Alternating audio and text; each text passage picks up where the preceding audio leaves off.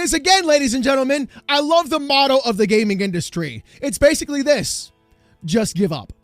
Do you want to own your games? No. Just give up. Do you want physical games? No. Just give up. That's all they're basically telling you. Oh, guys, we're doing it because of the actual market and we're just responding to how you guys buy things. No, you're not. You're doing it because you don't want to give a 30% cut to every other retailer and make less money from every digital sale. If you didn't, then you wouldn't have added variable rate pricing. If you didn't, then you wouldn't have added 14-day DRM. If you didn't, then you wouldn't have gone ahead and removed physical games altogether and then turned your actual disc-making factories into micro lenses for AI data centers. Pow! I'm telling you, boys, it's so easy to catch all these corpos in every single lie that they possibly bring up.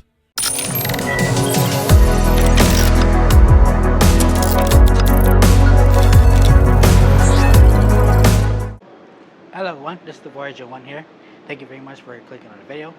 I know it's been a while since I've last posted, like a full week and a half of sorts. I've had things to deal with family-wise. I had to go see some family. Unfortunately, it was for a funeral. But in any case, in the time being, it seems that Sony has decided to remain silent and stay on the path of destruction. They haven't reversed their decision on this. Okay, so they're gonna go full steam ahead into the consequences. Now, I will say that while I was scrolling through X today, I got a interesting kind of intrigue into this whole situation. I've been focused primarily on the consumer side, but what's it like being part of the PlayStation umbrella at the moment? What are game devs feeling? How do they feel about the situation? They're not happy. They're not happy. Because, believe it or not, it costs thousands of dollars to market your video game on the PlayStation account, on their social medias, right? And I'm assuming this isn't just X, this is on their all accounts. So you will get recognition for your game and whatnot. Okay, cool, fine. Thousands of dollars, a whole fortune just for a conglomerate to recognize your game and market it for you. Well, if you're doing that right now for your game at the moment, it's not the great time to do that. Want to know why? Because regardless of what PlayStation it has been posting since their announcement of ending physical games, they have been inundated with ratio after ratio after ratio after ratio. So, and I've been seeing it. It's like whatever post that they get, it instantly accumulates thousands of impressions, a few hundred likes, and then thousands of comments. Incredible, absolutely incredible. And then community notes, one after another, after another, after another. It's like watching a continuous train wreck, one after another, just bouncing and hitting each other, and community note, community note, community note, community notes. People are relentless. They are furious. And honestly, I can't blame them, right? Now, in my court, in my shoes, being honest with you guys completely, I haven't bought a PSN game or a game from PSN since like Black Myth Wukong, which I bought that digitally because it didn't have a physical release in August when it first came out in 2024. So, and it didn't have a physical release until like late November or something. But I had already bought the game and I had already finished the game. So why would I drop another $70 for the deluxe edition once again just to keep two copies of the same game? It wouldn't have worked. It wouldn't have worked. Now I could figure out how to put it on the Steam Deck and then run it whatever settings that'll work for it, or if not, then the Legion go. At least I'll get a resolution bump from there. But in any case, that's where I stand at the moment. I haven't bought a game since then on that stupid storefront. And with that in mind, they're probably going to dynamic price me left and right and center. Whereas everyone else who spent more money on the store get the better deals. But even with that, the better deals on the store at the moment lies with the PlayStation Plus subscription. If you have that subscription, you're already paying $10, $20, $40 on that, or $80, $120, depending on whatever subscription tier that you're on. And the game deals may be better. Like I saw Silent Hill 2 remake on what was it, $28 on there, and then with the Steam is $28 there. So it was like it's nothing special going on over there. Spend more money, you get rewarded for decent discounts, but it's like, why even bother? Why even bother at this point in time? I have been furious with PlayStation, right? With all their decisions, stupid decisions, going way back with Concord and whatnot. I don't want to get off track with this video, but I think you understand where I'm coming from with this, right? And this is coming from someone who bought the PS5 Slim a month after it released, full price. I bought it for myself for Christmas, essentially. And this is how they're treating me. It's ridiculous. But they're not going to pull back on this decision. They're not going to, say, hey guys, we're sorry. We apologize. We got our metrics wrong. Why would they do that? Especially since 6 out of 10 of their board members is shareholders from BlackRock. Call me a conspiracy theorist, but BlackRock is a notorious trillion dollar company. One of the big three, right? And they have their hands and paws in Disney. We'll talk about them especially in a little bit. And they have their hands and paws and PlayStation, probably Xbox too. But 6 out of 10 board members. That is crazy. You know what that means? It's majority BlackRock voted. It's majority BlackRock entry. Whatever BlackRock wants, those 6 employees will get a hold of it from the proper company, and then they will relay the information to PlayStation. That's how this works. That's how it's done, right? So forget about us just wanting, 2 formats to enjoy our one game, right? Like I said in the previous video, why should it matter if I have a copy of Helldivers 2 on physical? The servers would still work the same as for someone who bought the digital game. But these executives, they don't care. They don't think of it the same way. Absolutely not. And it's telling, because I did a little bit of digging with Google Gemini, and I found out that in the early 2000s, this is when I was a child, in the early 2000s, in which these companies, they highly touted that digital games will be cheaper. They literally said out of their mouths, digital games would be cheaper because they don't have to worry about packaging, they don't have to worry about shipping, they don't have to worry about distribution centers getting their cut out of each physical game sale. They lied.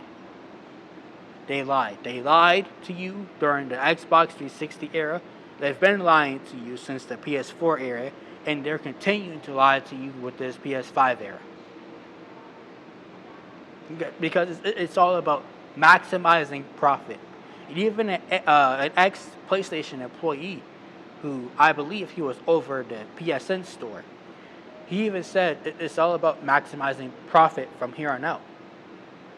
They're not going to have these types of competitive pricing, nor are they going to compare about or care about what Steam is doing over here, or what this Xbox is doing over here, because they lost that competition. They lost the competition with PC. So it's just all out guns blazing at the moment in terms of profit. Digital games will never be cheaper than in physical. I don't care what Nintendo is doing. Okay, they still get the majority of the profit. Nintendo is in the best position at the moment because it's half and half. Whereas PlayStation, they're insistent on it being 85% digital and then physical games. I still have questions for that. And it's not likely they're going to answer my questions because these executives and board members are too busy talking amongst themselves, but they're not talking to the publishers. They're not talking to anybody, right? And here's another thing I need to stress. There is about 120 companies, or I should say, there are about 120 countries that rely on physical games entirely. Want to know why? Because the PlayStation Store has either been outlawed there before it can step foot in there, or they don't have internet access at all. Like here in Asheville, I get the privilege of enjoying 1 gigabyte internet. They don't have anywhere near those options in those other countries, remote places like Brazil, like Jamaica, like Venezuela. Nowhere near that. And speaking of Brazil, you know how much a $70 game here would cost over there? What's the conversion rate? It's like 350 Brazilian dollars. That is a third of a month's wages. That's ludicrous. That is crazy. But yet, PlayStation don't care. They only care about 3 continents, really, mainly. It's just over here, North America, which is the U.S. and Canada, and then some of Europe. That's it. Don't care about Asia. Don't care about India. Don't care about Africa. Australia, what's the import tax on a $1,000 console and then $70 to $100 games? It would be entirely unaffordable. Entirely, right? Now, I know I'm jumping over the place, but this is just, I'm coming back to sort of explain and update you guys and update myself on how things are happening at the moment. I feel bad for game devs right now. I do. Because they found out at the same time we found out that PlayStation was getting rid of physical distribution. The only ones who literally knew that this was going to happen was Rockstar. That's it. They were the only ones who knew that this was going to happen. With GTA 6. Oh, you can still get the physical box for GTA 6, but it comes with a digital game code. You have to type it in and then, download 200 gigabyte of the game? Really? 200 gigabytes. You try that in Brazil. You try downloading a 200 gigabyte game in Brazil. See how long it'll take you. Right? After you already bought it. $100 here. So is that like $500 Brazilian?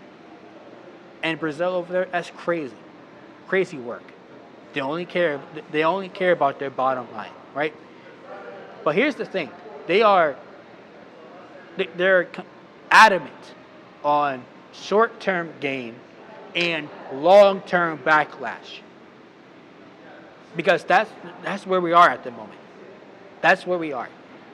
Now, actually, I do want to thank that analyst for yapping at the mouth, saying that they only care about profit right now, because that clarified everything for us.